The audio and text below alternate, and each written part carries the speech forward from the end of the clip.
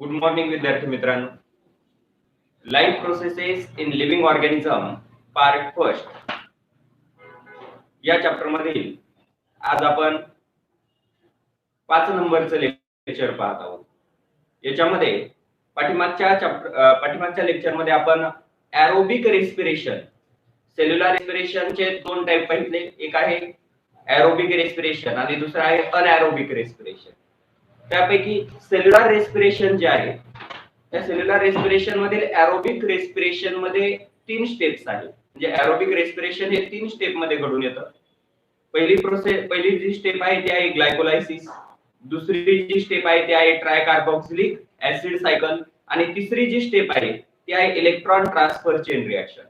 तर अशा पद्धतीने 3 स्टेप मध्ये एरोबिक रेस्पिरेशन घडून येते. तर अनएरोबिक रेस्पिरेशन हे 2 स्टेप मध्ये घडून येतं असं तुम्हाला काल सांगितलेलं होतं. तर अनएरोबिक रेस्पिरेशन जो पॉइंट आहे तो आज आपण डिटेल मध्ये पाहणार आहे. एरोबिक रेस्पिरेशन मध्ये म्हणजे पाठीमागच्या लेक्चर मध्ये आपण पाहिलं की कार्बोहायड्रेट्स, प्रोटीन्स आणि लिपिड्स या न्यूट्रिएंटचा उपयोग एनर्जी सिंथेसिस साठी, एनर्जी प्रोडक्शन साठी कसा केला जातो आणि एटीपी म्हणजे ॲडिनोसाइन ट्रायफॉस्फेट मॉलिक्यूल हे एनर्जी रिच कंपाऊंड कशा पद्धतीने आहे हे आपण पाहिलेलं आहे. तर आजच्या लेक्चर मध्ये आपण पाहणार आहोत अनएरोबिक रेस्पिरेशन, विनॉक्सी शोषण. तर अनएरोबिक रेस्पिरेशन कशाला म्हटलं जातं ते पहा.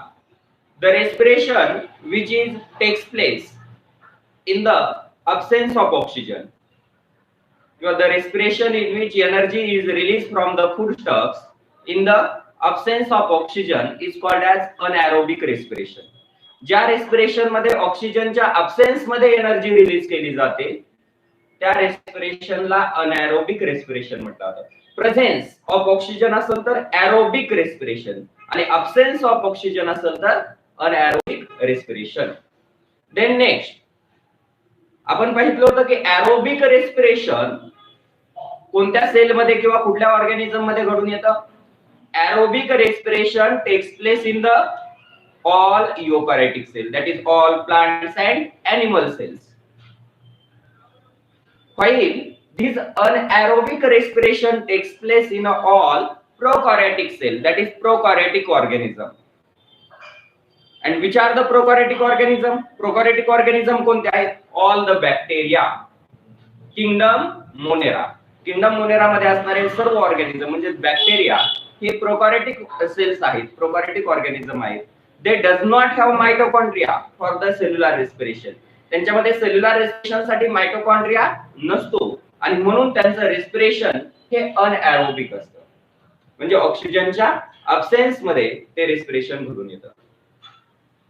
देन इन अनएरोबिक रेस्पिरेशन, जे अनएरोबिक रेस्पिरेशन आहे याच्यामध्ये रिलीज केली जाणारी एनर्जी ही एरोबिक रेस्पिरेशनच्या कंपॅरिझन मध्ये खूप कमी असते.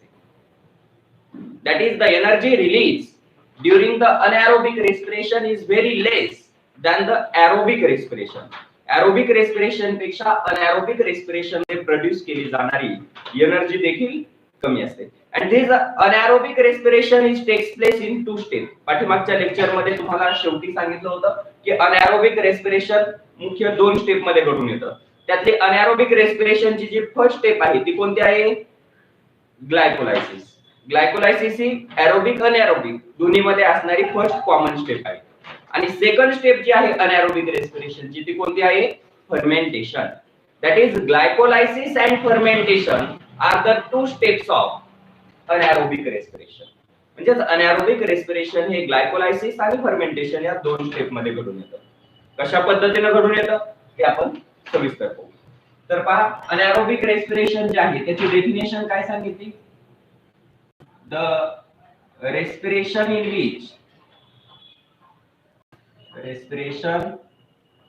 which energy is released from foodstuffs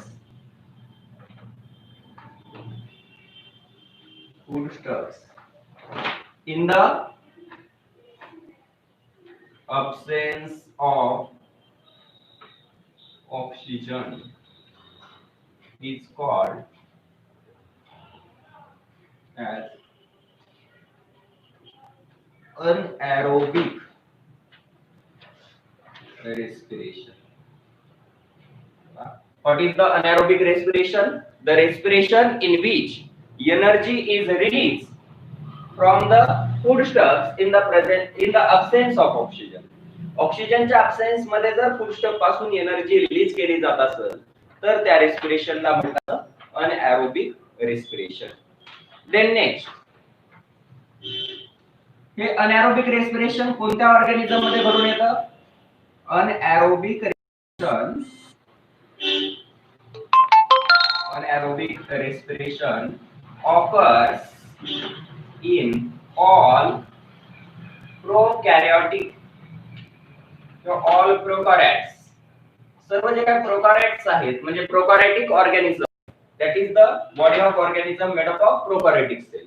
सर्व प्रोकॅरियोट्स मध्ये, प्रोकॅरियोटिक ऑर्गॅनिझम्स मध्ये अनएरोबिक रेस्पिरेशन घडून येतं आणि ते ऑक्सिजनच्या अब्सेन्स मध्ये होणारे रेस्पिरेशन. त्याच्यानंतर next, this anaerobic respiration occurs in 3 steps. Anaerobic respiration, sorry, 2 steps. Anaerobic respiration 2 step मध्ये घडून येतं. त्या 2 स्टेप कोणत्या?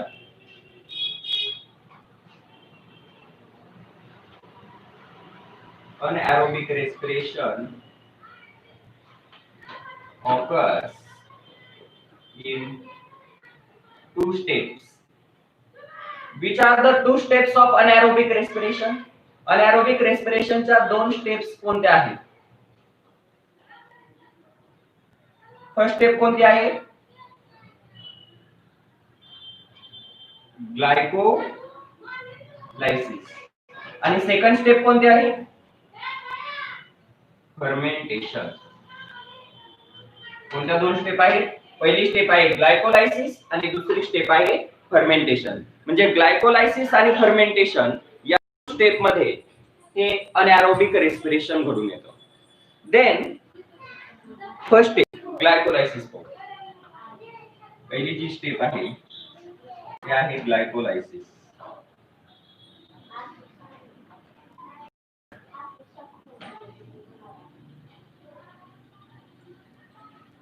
Glycolysis.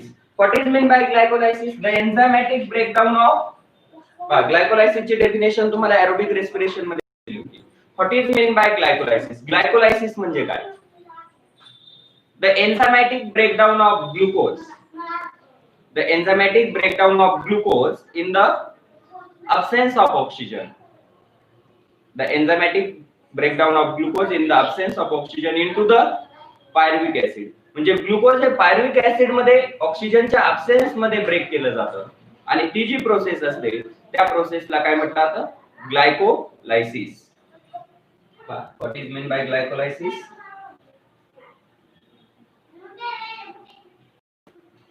Enzymatic breakdown of glucose. Enzymatic breakdown of glucose into the, कशामध्ये ब्रेकडाउन केलं जातं ग्लुकोजचं? Pyruvic acid in the absence of oxygen.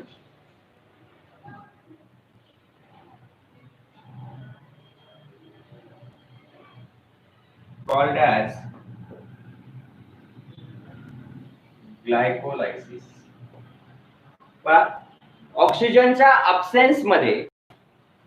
ऑक्सिजनच्या अब्सेन्स मध्ये ग्लुकोजचं म्हणजे 6 कार्बन असणाऱ्या कंपाऊंडचं पायरुविक ऍसिड मध्ये म्हणजे 3 कार्बन असणाऱ्या कंपाऊंड मध्ये ब्रेकडाऊन केलं जातं आणि ही जी प्रोसेस असते या प्रोसेसला म्हणतात glycolysis. Then it occurs in cytoplasm. हे ग्लायकोलायसिस कुठे घडून येतं? तर हे ग्लायकोलायसिस सेलच्या सायटोप्लाझम मध्ये घडून. It occurs in cytoplasm.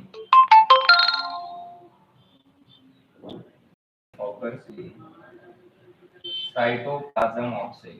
हे आपण पाठीमागच्या लेक्चर मध्ये याच्याबद्दल डिटेल मध्ये पाहिलेले की ग्लायकोलायसिस हे सेलच्या सायटोप्लाझम मध्ये घडून येणारी प्रोसेस आहे आणि याच्यामध्ये पुन्हा या पायरुविक ऍसिडचं कन्व्हर्जन कशात केलं जातं? Pyruvic acid is further converted into acetyl coenzyme A. हे pyruvic acid acetyl coenzyme A मध्ये कन्व्हर्ट केलेलं असतं किंवा कन्व्हर्ट केलं जातं.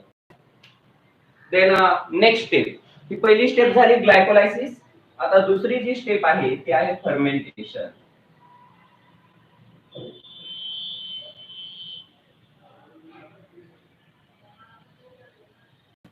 Fermentation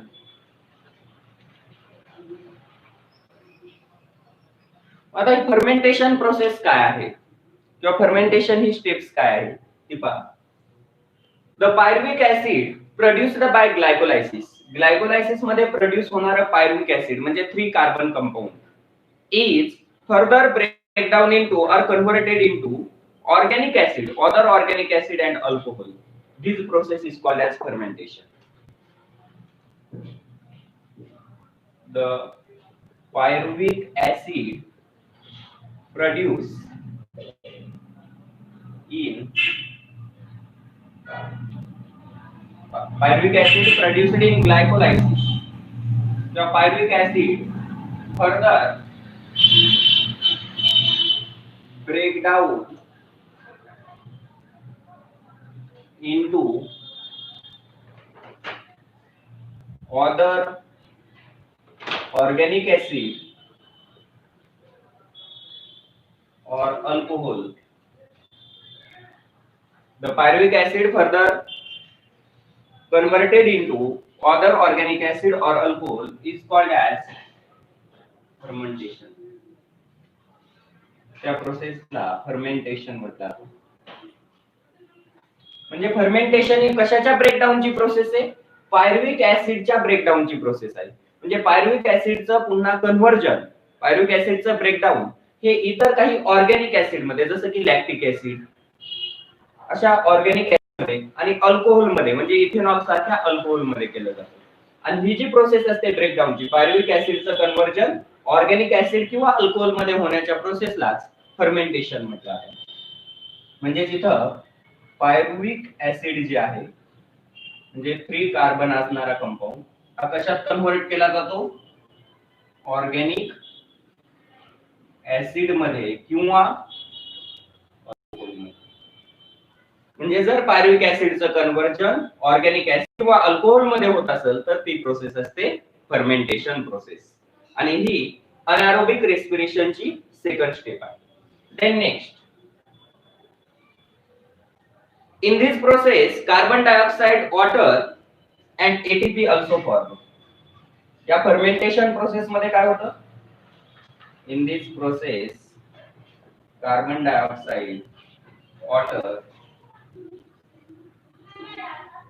and ATP also form. म्हणजे या प्रोसेस मध्ये फर्मेंटेशन प्रोसेस मध्ये बाय प्रोडक्ट म्हणून कार्बन डायऑक्साइड तयार होतो, वॉटर तयार होतं आणि एटीपी एनर्जी देखील रिलीज केली जाते. देन नेक्स्ट पुढचा पॉइंट आहे ड्यू टू इनकम्प्लीट ऑक्सिडेशन. या अनारोबिक रेस्पिरेशन मध्ये हे जे फर्मेंटेशन हे देखील कसं होतं? In the absence of oxygen. Glycolysis कसं झालं? Absence of oxygen. तसं फर्मेंटेशन सुद्धा ऑक्सिजनच्या अब्सेन्स मध्ये सायटोप्लाझम मध्येच घडून येतं आणि त्याच्यामुळे या फर्मेंटेशन प्रोसेस मध्ये देखील ही रिएक्शन जर आपण सविस्तर परत एकदा मी मांडतो इथं कंप्लीट रिएक्शन.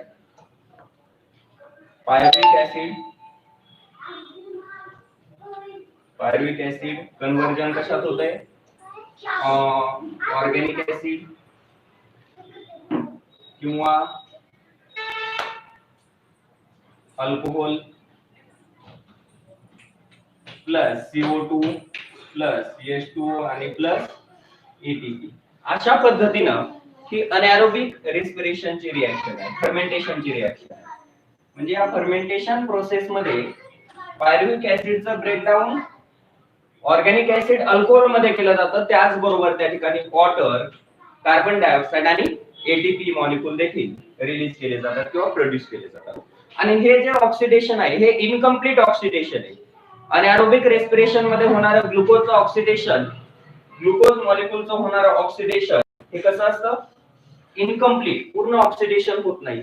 आणि त्याच्यामुळे due to incomplete oxidation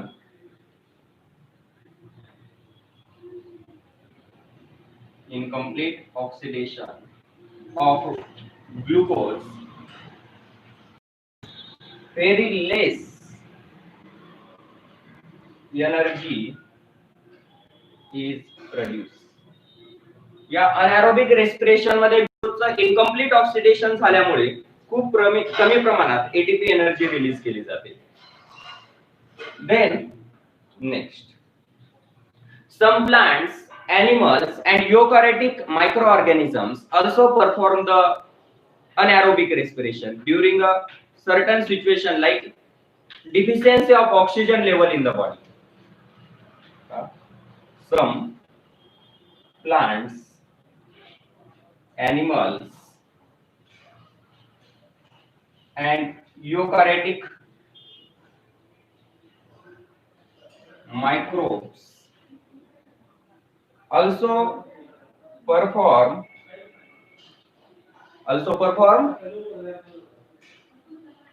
aerobic respiration. Also perform the aerobic respiration when there is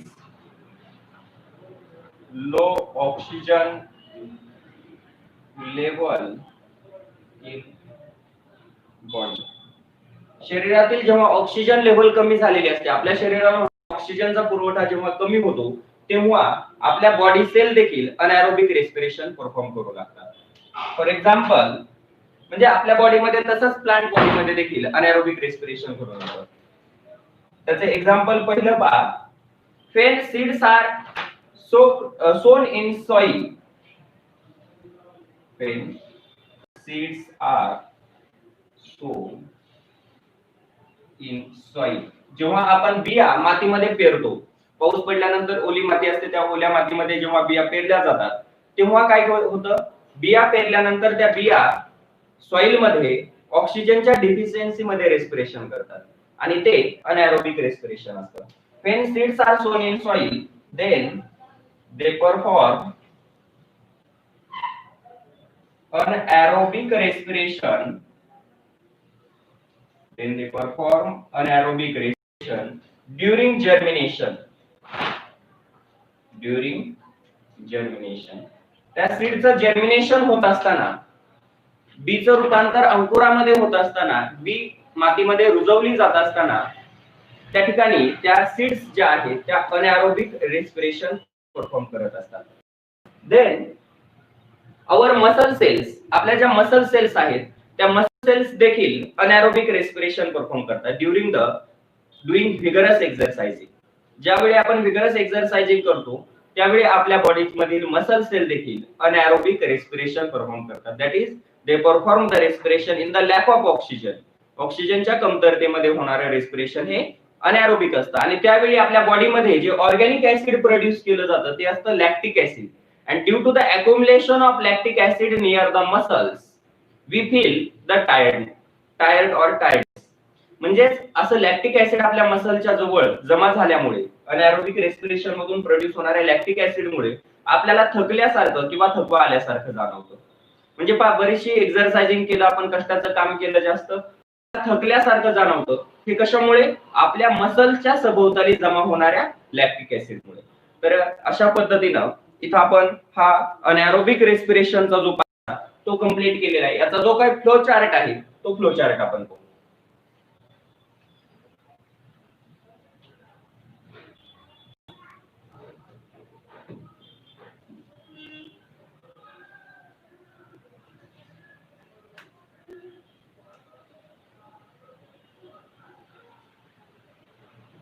पहा, अनएरोबिक रेस्पिरेशन त्याचा फ्लो चार्ट आपल्याला पाहायचा आहे.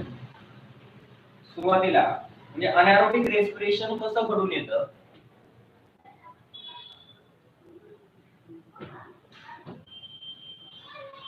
सुरुवातीला जे अनएरोबिक रेस्पिरेशन साठी जे न्यूट्रिएंट्स यूज केले जातात ते कोणते यूज केले जातात? ग्लुकोज. म्हणजे ग्लुकोज कोणापासून मिळतात? कार्बोहायड्रेट्स पासून. ग्लुकोज कोणापासून मिळतात? कार्बोहायड्रेट्स पासून. आणि या ग्लुकोजचं कन्व्हर्जन कशामध्ये केलं जातं? ग्लायकोलायसिस प्रोसेसनं ग्लुकोजचं कन्व्हर्जन केलं जातं पायरुव्हिक ऍसिड मध्ये. म्हणजे इथं कोणती प्रोसेस घडून येईल मध्ये? जी महत्वाची स्टेप घडून येणार आहे ती आहे ग्लायकोलायसिस. ग्लायकोलायसिस. तर या ग्लायकोलायसिसनं ग्लुकोजचं कन्व्हर्जन केलं जातं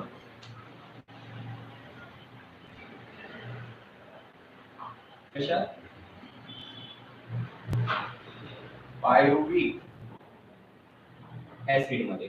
पुन्हा या पायरुव्हिक ऍसिडचं कन्व्हर्जन पायरुव्हिक ऍसिडचं काय होतं पुढं फर्मेंटेशन. पायरुव्हिक ऍसिडचं काय केलं जातं अनारोबिक रेस्पिरेशन मध्ये फर्मेंटेशन केलं जातं. म्हणजे पुढची स्टेप काय येईल पायरुव्हिक ऍसिडचं फर्मेंटेशन.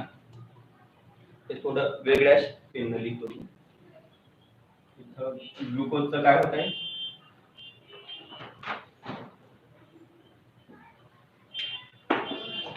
ग्लुकोजचं होत आहे ग्लायकोलायसिस.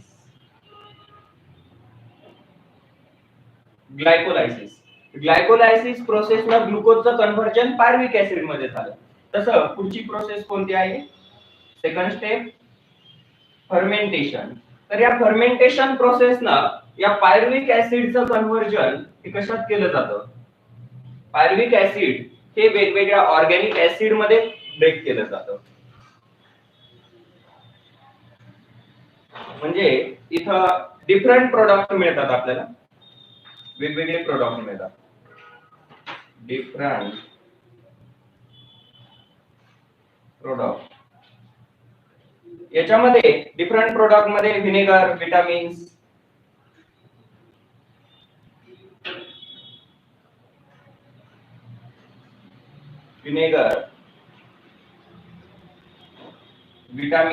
असे जे वेगवेगळे प्रोडक्ट आहेत ते वेगवेगळे प्रोडक्ट इथे तयार होतात. म्हणजे फर्मेंटेशन प्रोसेस न काय केलं जातं पायरुव्हिक ऍसिडचं कन्व्हर्जन वेगवेगळ्या प्रोडक्ट मध्ये जसं की व्हिनेगर आणि विटामिन्स मध्ये केलं जातं.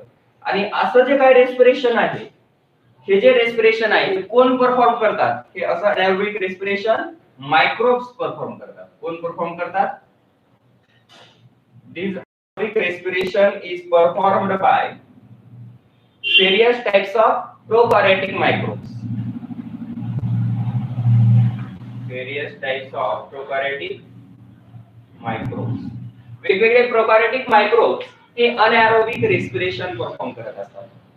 तर पहा अनएरोबिक रेस्पिरेशन जे आहे हे अनएरोबिक रेस्पिरेशनच्या स्टेप्स इथे सांगितल्या. महत्त्वाच्या दोन स्टेप मध्ये अनएरोबिक रेस्पिरेशन घडून येतं. एक ग्लायकोलायसिस आणि दुसरी फर्मेंटेशन. ग्लायकोलायसिस मध्ये काय केलं जातं in the glycolysis glucose is converted into pyruvic acid and in the fermentation this pyruvic acid is converted into different types of products. वेगवेगळ्या प्रोडक्ट्स मध्ये हे पायरुव्हिक ऍसिड कन्व्हर्ट केलं जातं जसे की व्हिनेगर आणि विटामिन्स. आणि असं रेस्पिरेशन कोण परफॉर्म करतात वेगवेगळ्या प्रकारचे मायक्रोब्स. आता इथं ग्लुकोज व्यतिरिक्त इतरही जे प्रोटीन्स आणि फॅट्स आहेत किंवा लिपिड्स आहेत ते देखील काय केले जातात अनएरोबिक रेस्पिरेशन मध्ये एनर्जी प्रोडक्शन साठी यूज केले जातात. जसं आपण एरोबिक रेस्पिरेशन मध्ये पाहिलं की ग्लुकोज आणि फॅटच्या सहाय्याने देखील लिपिडच्या सहाय्याने देखील एनर्जी प्रोड्यूस केली जाते. तसं अनएरोबिक रेस्पिरेशन मध्ये जसं ग्लुकोज वापरले जातात तसं लिपिड्स आणि प्रोटीन देखील यूज केले जातात. ते कसे ते पहा किंवा सॉरी तो पॉइंट नंतरचा आहे. त्याच्या अगोदर की जे ग्लायकोलायसिस आहे हे absence of oxygen lack of oxygen deficiency of oxygen अशा वेगवेगळ्या पद्धतीने होतं. कधी कधी ग्लुकोजचं कन्व्हर्जन हे इतर घटकांमध्ये केलं जातं. म्हणजे ग्लुकोजचं कन्व्हर्जन समजा पायरुव्हिक ऍसिड मध्ये झालं इकडे दोन स्टेप दाखवायचे.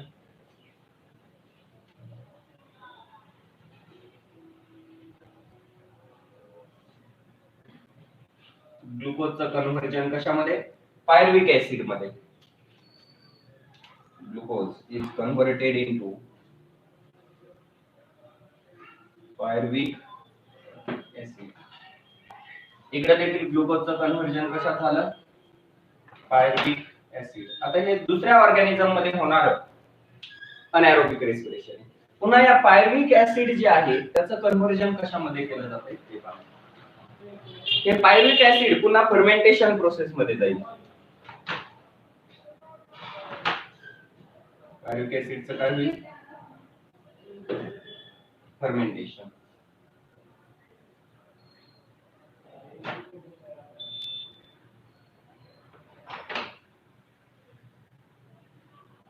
पायरुव्हिक ऍसिडचं कन्व्हर्जन कशात होईल?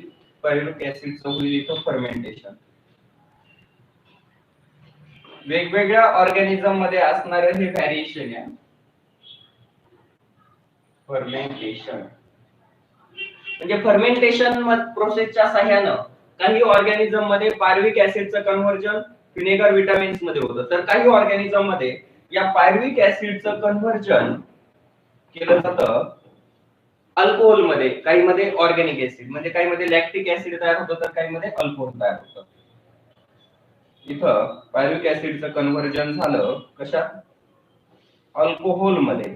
आणि असं जे रेस्पिरेशन आहे या प्रकारचं रेस्पिरेशन कोणामध्ये होतं? त्या ऑर्गॅनिझमचं नाव दिलेलं आहे आपल्याला. कोणत्या ऑर्गॅनिझम मध्ये होतं? ईस्ट. ईस्ट सारख्या ज्या सेल आहेत त्या ईस्ट सेल या प्रकारचं अनएरोबिक रेस्पिरेशन परफॉर्म करतात की ज्याच्यामध्ये पायरुव्हिक ऍसिडचं कन्व्हर्जन अल्कोहोल मध्ये केलं जातं. म्हणजे फर्मेंटेशन प्रोसेस ही त्यांच्यामध्ये थोडी वेगळी. तिथं पायरुव्हिक ऍसिड जसं ग्लायकोलायसिसच्या नंतर पायरुव्हिक ऍसिडचं कन्व्हर्जन फर्मेंटेशन प्रोसेसनं व्हिनेगर विटामिन्स मध्ये झालं, कोणामध्ये? वेगवेगळ्या मायक्रोब्स मध्ये. तसं ईस्ट सेल काय करतात? फर्मेंटेशन प्रोसेस मध्ये पायरुव्हिक ऍसिडचं कन्व्हर्जन अल्कोहोल मध्ये करतात. त्याच पद्धतीनं आपल्या इरिथ्रोसाइट सेल म्हणजे आरबीसी सेल आणि मसल सेल ह्युमन मधल्या त्या देखील फर्मेंटेशन परफॉर्म करतात आणि त्या फर्मेंटेशन प्रोसेस मध्ये ते या पायरुव्हिक ऍसिडचं कन्व्हर्जन करतात लॅक्टिक ऍसिड मध्ये. कोण करतात हे? इरिथ्रोसाइट आणि मसल सेल. म्हणजे आपल्या इरिथ्रोसाइट म्हणजे आरबीसी आणि मसल सेल जे आहे human muscle cell, they perform the anaerobic respiration, and in this anaerobic respiration they convert, during fermentation they convert pyruvic acid into the lactic acid. तर अशा पद्धतीनं या ठिकाणी ही अनएरोबिक रेस्पिरेशन जे आहे त्या अनएरोबिक रेस्पिरेशनच्या वेगवेगळ्या स्टेप्स आहेत. तर respiration takes place in the absence of oxygen. या रेस्पिरेशन मध्ये कुठेही ऑक्सिजन प्रेझेंट नाहीये बा. ऑक्सिजनच्या अब्सेन्स मध्ये होणारं जे रेस्पिरेशन आहे त्या ऑक्सिजनच्या अब्सेन्स मध्ये होणाऱ्या रेस्पिरेशनला काय म्हटलं जातं? Anaerobic respiration. अनएरोबिक रेस्पिरेशन दोन स्टेप मध्ये घडून येते. त्यातली मुख्य पहिली जी स्टेप आहे ती कोणती आहे? फर्स्ट स्टेप ग्लायकोलायसिस आणि सेकंड स्टेप कोणती असते? फर्मेंटेशन. तर ही फर्मेंटेशन स्टेप वेगवेगळ्या ऑर्गॅनिझम, ईस्ट मध्ये फर्मेंटेशन वेगळे, ह्युमन मसल सेल इरिथ्रोसाइट मध्ये फर्मेंटेशन वेगळं होतं आणि वेगवेगळ्या मायक्रोब्स मध्ये फर्मेंटेशन वेगळं होतं. त्या तिन्ही मेथड ज्या आहेत त्याच्यातली जी व्हरायटी फर्मेंटेशनचे प्रकार की काही ऑर्गॅनिझम मध्ये फर्मेंटेशन प्रोसेस मध्ये पायरुव्हिक ऍसिडचं कन्व्हर्जन विटामिन्स आणि व्हिनेगर मध्ये होतं, तर काही फर्मेंटेशन मध्ये काही ऑर्गॅनिझम मध्ये पायरुव्हिक ऍसिडचं कन्व्हर्जन अल्कोहोल मध्ये होतं, तर काही ऑर्गॅनिझम मध्ये फर्मेंटेशन प्रोसेस मध्ये पायरुव्हिक ऍसिडचं कन्व्हर्जन लॅक्टिक ऍसिड मध्ये होतंय. तर अशा पद्धतीनं इथं अनएरोबिक आणि एरोबिक हे दोन्ही रेस्पिरेशन आपण कंप्लीट केलेले आहेत. आता याच्यानंतर आपल्याला मेन पाहायचं आहे ते म्हणजे हे जे दोन रेस्पिरेशन आहेत एरोबिक रेस्पिरेशन आणि अनएरोबिक रेस्पिरेशन, या दोन रेस्पिरेशन मध्ये काय डिफरन्स आहे? दोन रेस्पिरेशन प्रोसेस मध्ये असणारा डिफरन्स आपल्याला पाहायचा आहे. चला पाहूया. Difference between aerobic and anaerobic respiration.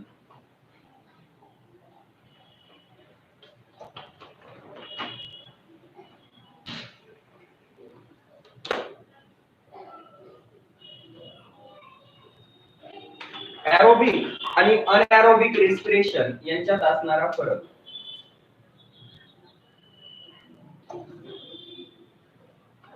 आपल्याला एक्झाम मध्ये एरोबिक अनएरोबिक रेस्पिरेशनचा डिफरन्स विचारला जातो, तो आपल्याला लिहिता आला पाहिजे. सुरुवातीच्या कॉलम मध्ये लिहितो मी aerobic respiration.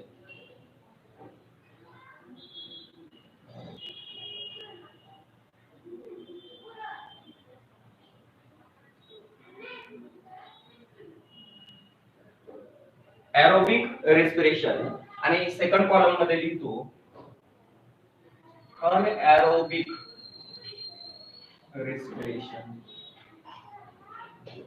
Aerobic respiration and anaerobic respiration, these are the two main types of respiration. हे रेस्पिरेशनचे कोणत्या रेस्पिरेशनचे दोन प्रकार आहेत? These are the two types of cellular respiration. हे सेल्युलर रेस्पिरेशनचे दोन टाइप आहेत.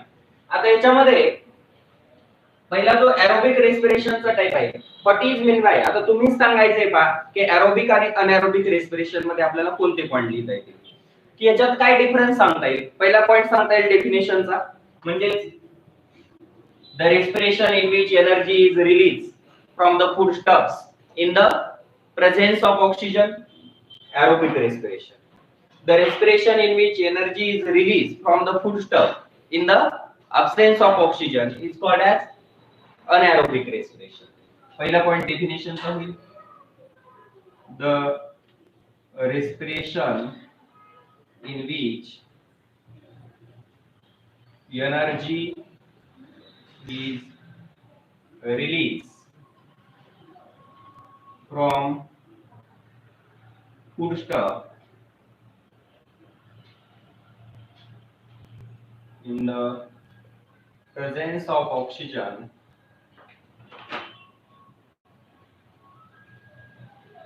is called aerobic respiration. Respiration in which energy is released from the foodstuff in the presence of oxygen. ऑक्सिजनच्या प्रेझेन्स मध्ये जर फूडस्टफ पासून एनर्जी रिलीज केली जात असेल तर ते रेस्पिरेशन असतं एरोबिक रेस्पिरेशन. तसं अनएरोबिक रेस्पिरेशन काय होईल? respiration in which energy is released from foodstuffs in the absence of oxygen, called anaerobic respiration.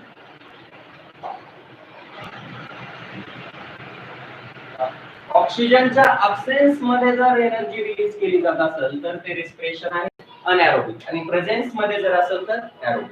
पहिला पॉइंट लक्षात आला, एरोबिक आणि अनएरोबिक रेस्पिरेशनची डेफिनेशन. दुसरा पॉइंट पहा,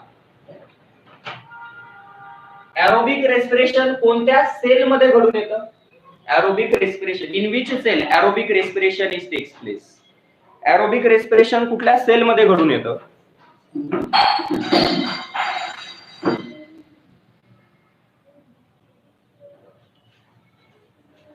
एरोबिक रेस्पिरेशन कुठल्या सेल मध्ये घडून येतं तर ते पहा, aerobic respiration is takes place in all eukaryotic cells.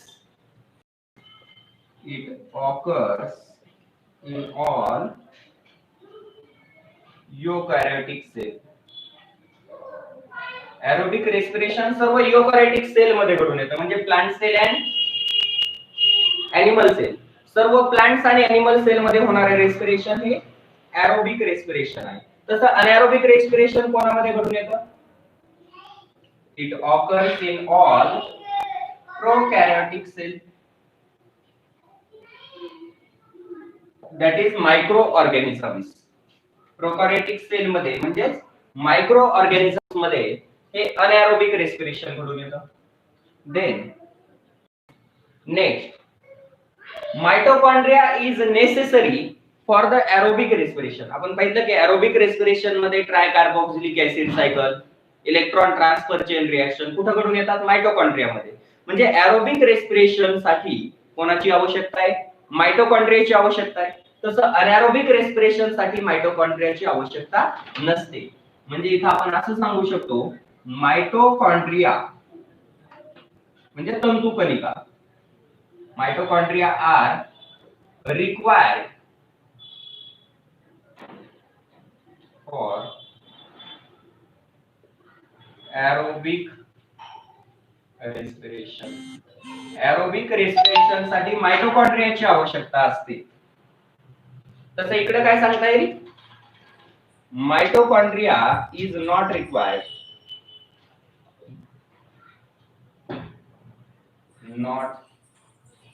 required for anaerobic respiration. Anaerobic respiration साठी माइटोकॉन्ड्रियाची आवश्यकता नसते. देन नेक्स्ट 4 नंबरचा पॉइंट, 4 नंबरचा आणखी काय डिफरन्स सांगता येईल एरोबिक अनएरोबिक रेस्पिरेशन मध्ये, की एरोबिक रेस्पिरेशन मध्ये प्रोड्यूस केली जाणारी एनर्जी किती आहे, तर इथं जवळजवळ एरोबिक रेस्पिरेशन मध्ये 38 एटीपी मॉलिक्यूल सिंथेसाइज केले जातात.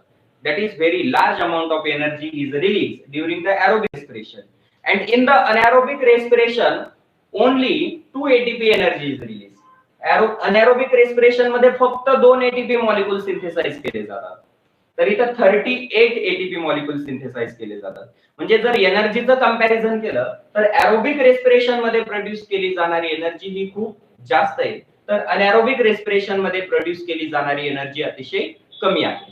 That is very large amount of energy, very large amount of energy, किती 38 ATP is produced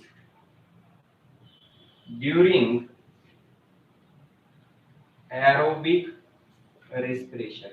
या aerobic respiration च्या दरम्यान खूप प्रचंड मोठ्या स्वरूपात एनर्जी रिलीज केली जाते. जवळजवळ 38 एटीपी एनर्जी इथं प्रोड्यूस केली जाते. तर अनएरोबिक रेस्पिरेशन मध्ये पहा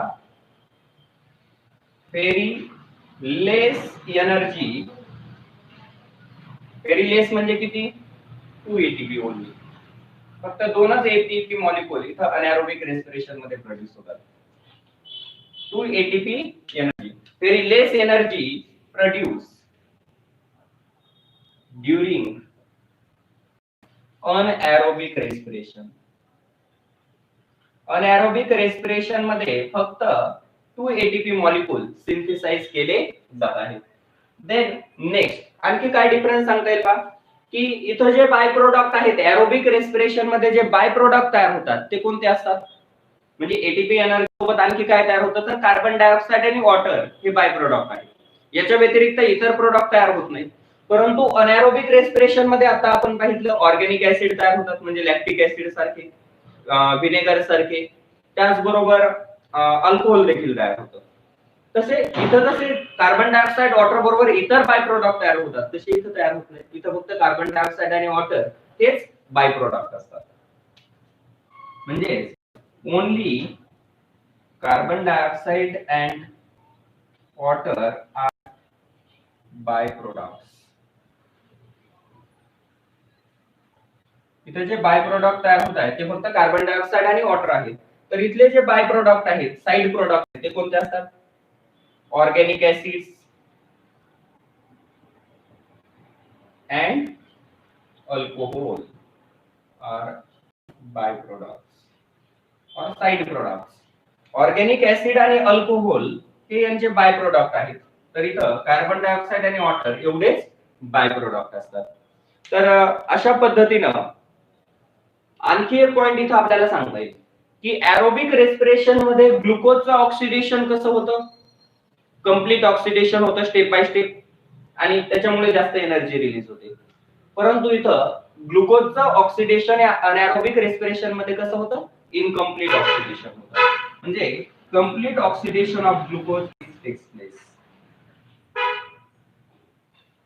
complete oxidation of glucose is takes place. या एरोबिक रेस्पिरेशन मध्ये ग्लुकोजचं कंप्लीट ऑक्सिडेशन होतं, तर इथं incomplete oxidation of glucose is takes place.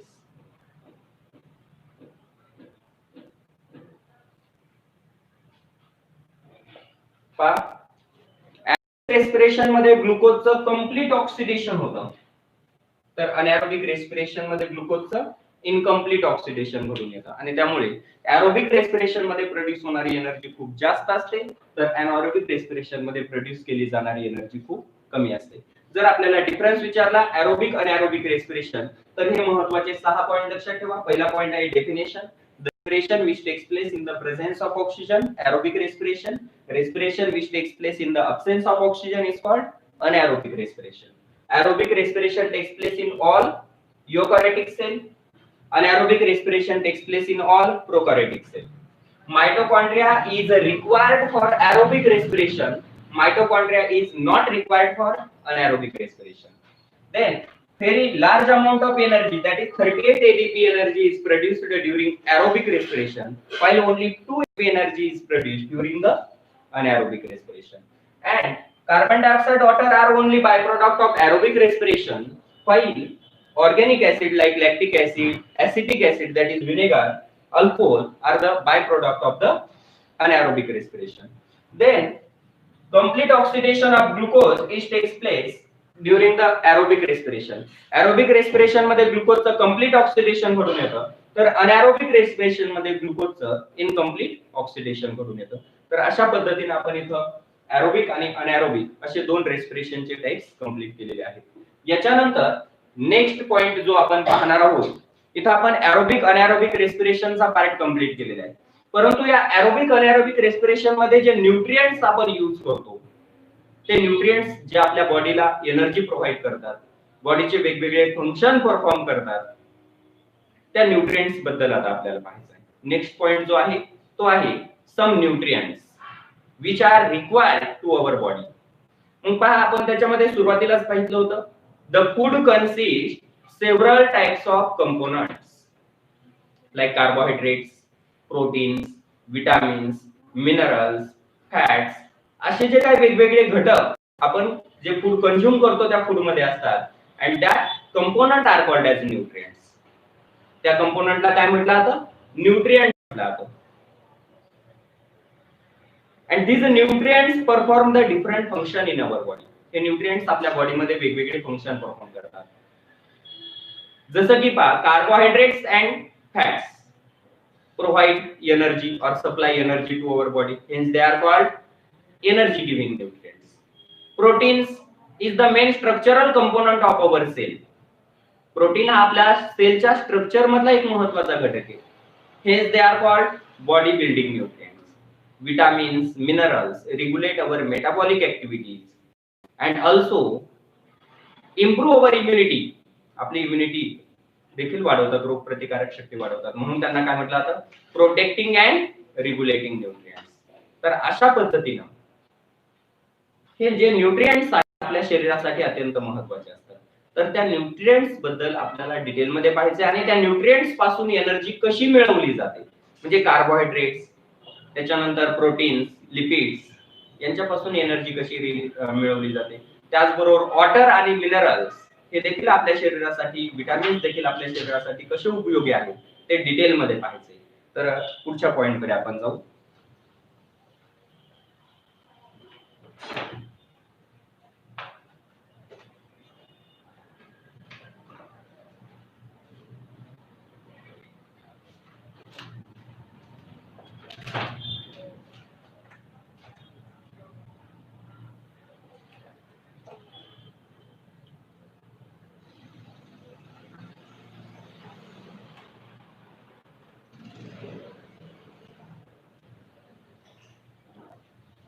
तर ठीक आहे, याच्यानंतरचा जो नेक्स्ट पॉइंट आपल्याला बुक मधला पाहायचा आहे तो आहे energy from different food components.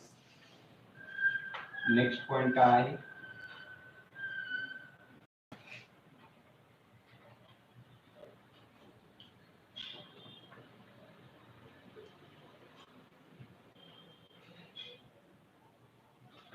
Energy from different food component. Energy from different food component म्हणजे वेगवेगळ्या अन्न घटकांपासून मिळणारी ऊर्जा. वेगवेगळ्या अन्न घटकांपासून मिळणारी ऊर्जा. तर या वेगवेगळ्या अन्न घटकांमध्ये आपण पहिला जो अन्न घटक पाहणार आहोत. अन्न घटक म्हणजे काय? डिफरंट फूड कंपोनंट म्हणजेच काय? फूड कंपोनंट म्हणजेच न्यूट्रिएंट्स. हे फूड कंपोनंट म्हणजे काय? न्यूट्रिएंट. आता सांगितलं की फूड मध्ये वेगवेगळे कंपोनंट असतात, त्या फूड कंपोनंटला न्यूट्रिएंट्स म्हटलं जातं. आणि त्या न्यूट्रिएंट्स पासून, डिफरंट न्यूट्रिएंट पासून एनर्जी कशी मिळवली जाते ते पाहतोय. आता याच्यामध्ये फूड कंपोनंट आपण अभ्यासलेला आहे की कार्बोहायड्रेट्स पासून एनर्जी कशी मिळवली जाते एरोबिक आणि एरोबिक रेस्पिरेशन मध्ये. ते थोडंसं रिवाइज करतोय. म्हणून इथं मी पहिला फूड कंपोनंट घेतोय कार्बोहायड्रेट्स. सर्वच फूड कंपोनंट इथं आपण एक्सप्लेन करतोय. कार्बोहायड्रेट्स ज्याला मराठीमध्ये म्हटलं जातं काय? पिष्टमय पदार्थ, कर्बोदके. त्याला काय म्हटलं जातं? कर्बोदके. कार्बोहायड्रेट्स, कर्बोदके. तर कार्बोहायड्रेट जे आहेत त्या कार्बोहायड्रेटची व्याख्या देखील तुम्हाला पाठीमागच्या लेक्चर मध्ये सांगितलेली होती. व्याख्या आहे कार्बोहायड्रेटची. कार्बोहायड्रेट्स म्हणजे काय? कार्बोहायड्रेट्स काय आहेत आठवा. तुम्हाला सांगितलं होतं की कार्बोहायड्रेट्स, प्रोटीन्स, लिपिड्स, विटामिन्स हे काय आहेत? मॅक्रो मॉलिक्युल्स आहेत. काय आहेत हे?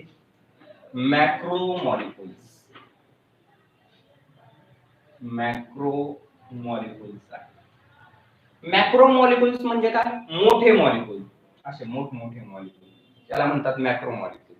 The macro molecule made up of thousands of 100 molecules of glucose. That is त्याला मोनोमर्स म्हटलं तर लहान मॉलिक्युल, मॅक्रो मॉलिक्युल. ते अनेक लहान लहान असे thousands of 100 स्मॉलर मॉलिक्युल पासून बनलेले असतात.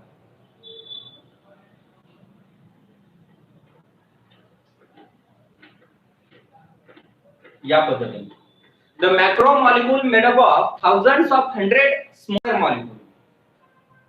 मग आता हे जे स्मॉलर मॉलिक्युल आहे त्या स्मॉलर मॉलिक्युल वरून त्याचे मॅक्रो मॉलिक्युलचे प्रकार करतात. हे जर स्मॉलर मॉलिक्युल हे कोणते असतील? ते स्मॉल मॉलिक्युल जर ग्लुकोज असतील तर त्या मॅक्रो मॉलिक्युलला म्हटलं जातं कार्बोहायड्रेट. ग्लुकोज या स्मॉल मॉलिक्युल पासून जर हे मॅक्रो मॉलिक्युल तयार झालेले असतील तर त्याला काय म्हटलं जातं? त्याला म्हटलं जातं carbohydrate. That is what is mean by carbohydrates? तिन्हीच्याही डेफिनेशन सांगतोय पहा, लक्ष द्या. The macro molecule which is made up of thousands of 100 glucose molecule. Macro molecule formed by formed from thousands of 100 glucose molecules called as carbohydrates. तर त्याला काय म्हटलं जातं? कार्बोहायड्रेट्स म्हटलं जातं, कर्बोदके म्हटलं जातं. The macro molecule which is made up of thousands of 100 amino acid molecule. The macro molecule which is made up of thousands of 100 amino acid molecules called as proteins. किंवा त्याला काय म्हटलं जातं? प्रोटीन्स म्हटलं जातं. पहा सर्वांच्या व्याख्या मी परत विचारणार आहे, सांगता आल्या पाहिजे. कार्बोहायड्रेटची व्याख्या काय? The macro molecule which is made शेकडो ग्लुकोज मॉलिक्युल एकत्र येऊन जो मोठा मॉलिक्युल तयार होतो त्याला काय म्हणतात? कार्बोहायड्रेट्स. तसं what is mean bye proteins? Proteins काय आहे? The macro molecule which is made up of thousands of 100 amino acid molecule is called as proteins. And what is meant by fats or lipids? Lipids काय आहेत? The macro molecule which is made up of thousands of 100 काय? Fatty acid molecules. Thousands of 100 fatty acids molecule एकत्र येऊन जो macro molecule तयार होतो त्या macro मॉलिक्युलला म्हटलं जातं लिपिड्स.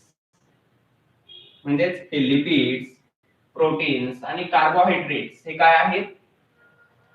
लिपिड्स, प्रोटीन्स, कार्बोहायड्रेट हे सर्व मॅक्रो मॉलिक्युल्स आहेत. आणि ते कशापासून बनलेले आहेत? स्मॉलर वॉटर सोल्युबल मॉलिक्युल पासून बनलेले. आणि ते स्मॉलर वॉटर सोल्युबल मॉलिक्युल म्हणजेच काय असतात? न्यूट्रिएंट्स असतात.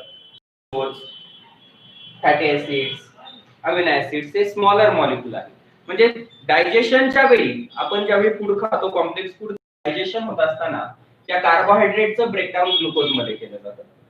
प्रोटीनचं डायजेशन म्हणजे ब्रेकडाऊन लहान लहान मॉलिक्यूल म्हणजे अमिनो ऍसिड मध्ये होतं आणि लिपिडचं डायजेशन हे फॅटी ऍसिड मॉलिक्यूल मध्ये होत असतं आणि ते फॅटी ऍसिड्स, अमिनो ऍसिड्स आणि ग्लुकोज आपल्या ब्लड मध्ये शोषून घेतले जातात.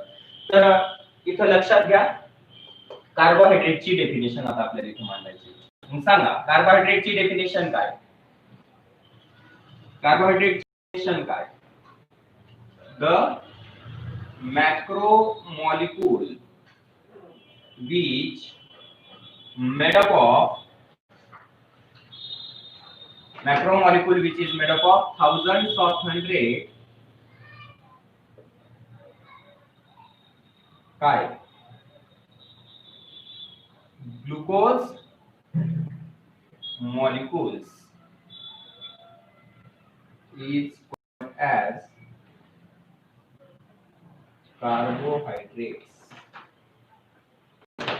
What is carbohydrates? The macromolecule which is made of thousands of hundred glucose molecule is called as carbohydrates. During digestion, carbohydrates are break down into. डायजेशनच्या दरम्यान कार्बोहायड्रेटचं breakdown कशामध्ये होईल? Carbohydrate, समजा हा कार्बोहायड्रेट आहे, हा ब्रेक केला तर आपल्याला लहान लहान कोणते मॉलिक्यूल मिळतील? ग्लुकोज मिळतील. म्हणजे during digestion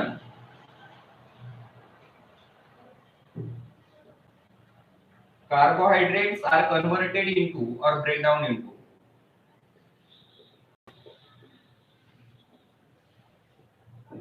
carbohydrates are break down into glucose. कार्बोहायड्रेटचं ब्रेकडाऊन कशामध्ये केलं जातं? ग्लुकोज मध्ये केलं जातं. म्हणजे डायजेशनच्या प्रोसेस मध्ये कार्बोहायड्रेट्स हे मॉलिक्यूल मध्ये ब्रेक केले जातात, कारण कार्बोहायड्रेट ग्लुकोज मॉलिक्यूल पासून बनलेले असतात. आणि या कार्बोहायड्रेट्सला काय म्हटलं जातं? कोणते न्यूट्रिएंट्स आहेत ते? Energy giving nutrients. बरोबर आहे? Carbohydrates are energy giving nutrients. Why the carbohydrates are called energy giving nutrients? Because carbohydrates supply the energy required to our body. आपल्या बॉडीसाठी आवश्यक असणारी एनर्जी हे कार्बोहायड्रेट सप्लाय करतात आणि म्हणून कार्बोहायड्रेटला एनर्जी गिव्हिंग न्यूट्रिएंट्स म्हटलं जातं. Carbohydrates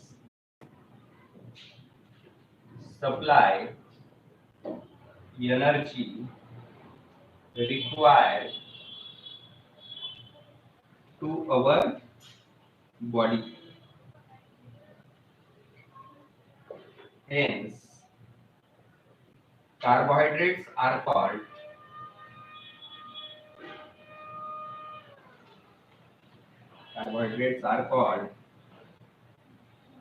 energy giving nutrients.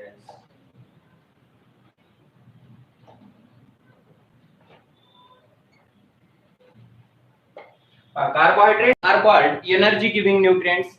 कार्बोहायड्रेट्सला एनर्जी गिव्हिंग न्यूट्रिएंट्स का म्हणतात? कारण आपल्या शरीरासाठी आवश्यक असणारी एनर्जी हे कार्बोहायड्रेट सप्लाय करतात.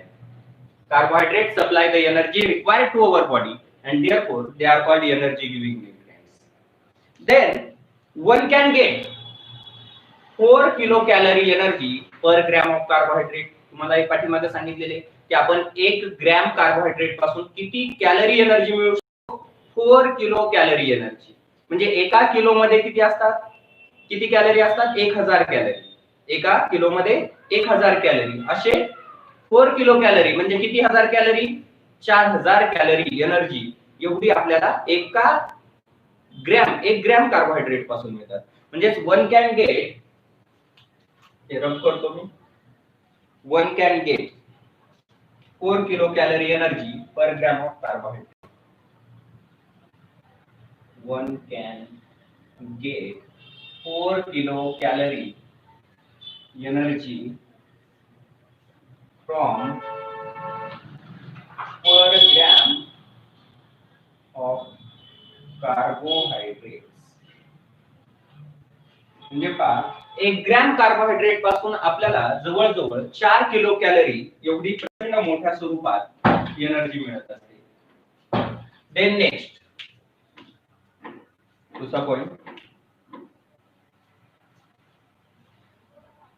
Glucose molecules are obtain after the digestion of carbohydrate. कार्बोहायड्रेटच्या डायजेशन मधून तुम्हाला सांगितलंय की कार्बोहायड्रेट डायजेशन झालं तर आपल्याला कोणते मॉलिक्यूल मिळतात? ग्लुकोज मॉलिक्यूल मिळतात आणि ते ग्लुकोज मॉलिक्यूल एनर्जी प्रोडक्शन साठी बॉडी मध्ये यूज केले जातात. These glucose molecules are transported to various parts of body. म्हणजे इथे लिहू आपण glucose molecules are obtained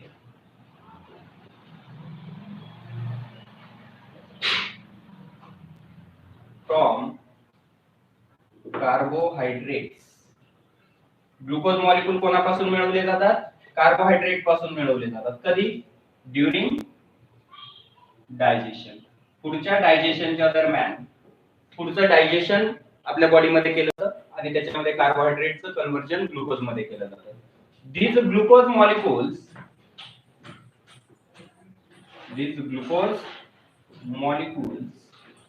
supply to all body parts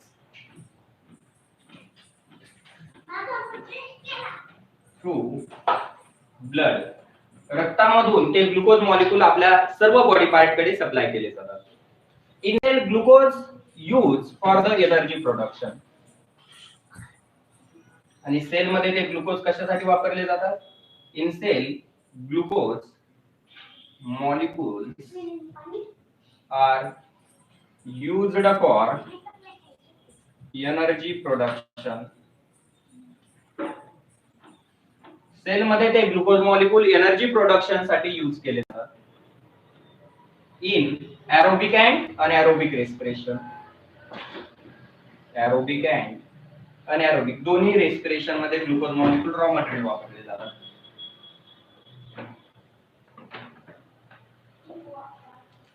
इथं काय सांगितलं की आपण 1 ग्रॅम कार्बोहायड्रेट पासून 4 किलो कॅलरी एवढी एनर्जी मिळवू शकतो. त्याच्यानंतर या ग्लायकोलाइज डायजेशन प्रोसेस मध्ये ग्लुकोजचं कन्व्हर्जन कार्बोहायड्रेट पासून ग्लुकोज मिळवले जातात. म्हणजे कार्बोहायड्रेटचं कन्व्हर्जन ब्रेकडाऊन ग्लुकोज मध्ये होतं. ते ग्लुकोज मॉलिक्यूल काय केले जातात? ब्लड मधून वेगवेगळ्या बॉडी पार्ट कडे सप्लाय केले जातात, सेल कडे सप्लाय केले जातात. आणि सेल मध्ये त्या ग्लुकोज मॉलिक्यूलचं कन्व्हर्जन किंवा ग्लुकोज मॉलिक्यूलचा यूज हा कशासाठी केला जातो? एनर्जी प्रोडक्शन साठी ते ग्लुकोज एरोबिक आणि अनएरोबिक दोन्ही रेस्पिरेशन साठी सेल मध्ये यूज केले जातात. द एक्सेस कार्बोहायड्रेट जे आपल्या बॉडी मध्ये जास्तीचे कार्बोहायड्रेट आहेत त्यांचं काय होतं? आपण जे फूड खातो त्याच्यात भरपूर मोठ्या प्रमाणात कार्बोहायड्रेट आपल्या शरीराला मिळत असतात आणि त्या सर्वच कार्बोहायड्रेटची आपल्या शरीराला आवश्यकता नसते. म्हणजे जास्तीचेही कार्बोहायड्रेट आपण घेतो. मग अशा आपल्या बॉडीमध्ये असणारे एक्सेस कार्बोहायड्रेट म्हणजे जास्तीचे कार्बोहायड्रेट हे लिव्हर मध्ये ग्लायकोजेनच्या रूपात स्टोअर केले जातात. That is the access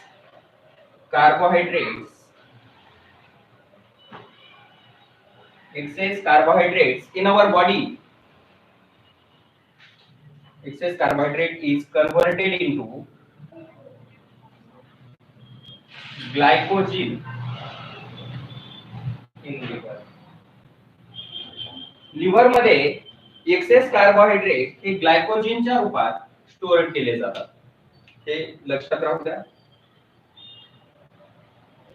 liver मध्ये काय केलं जातं? एक्सेस कार्बोहायड्रेट हे ग्लायकोजेनच्या रूपात साठवले जातात. तर अशा पद्धतीने आपण हा पहिला जो न्यूट्रिएंट्स होता कार्बोहायड्रेट याच्याबद्दल आपण अगोदर पाहिलेलं होतं, तरी आपण हा पूर्ण पार्ट रिपीट केलेला आहे. कार्बोहायड्रेट म्हणजे काय? The macromolecule which is made up of thousands of 100 glucose molecule is called as carbohydrate. During the digestion the carbohydrates are break down into glucose. Then carbohydrates supply energy required to our body. Hence carbohydrate is called energy giving nutrients. आणि आपल्याला carbohydrate कोणकोणत्या food stuff पासून मिळतात? We obtain the carbohydrate from the cereals, then vegetables, potatoes, sweet potato, cane sugar अशा वेगवेगळ्या nutrients पासून आपण carbohydrate मिळवत असतो. Then one can get per kilocalorie energy from per gram of carbohydrate. Glucose molecules are obtained from the carbohydrate during digestion. डायजेशनच्या दरम्यान glucose molecule हे carbohydrate पासून मिळवले जातात आणि ते ग्लुकोज मॉलिक्यूल ब्लड मधून वेगवेगळ्या बॉडी पार्ट कडे सप्लाय केले जातात आणि त्याच्यामध्ये एनर्जी प्रोडक्शन साठी त्या ग्लुकोज मॉलिक्यूलचा वापर केला जातो. तर अशा पद्धतीनं आपण इथं ग्लुकोज हा पॉइंट देखील केलेला आहे. तर उर्वरित भाग जो आहे तो आपण उद्याच्या लेक्चर मध्ये पाहणार आहोत. तर आज आपण इथं थांबतोय. प्रोटीन्स, विटामिन्स, अमिनो ऍसिड हे उद्याच्या लेक्चरला कंटिन्यू केले जातील.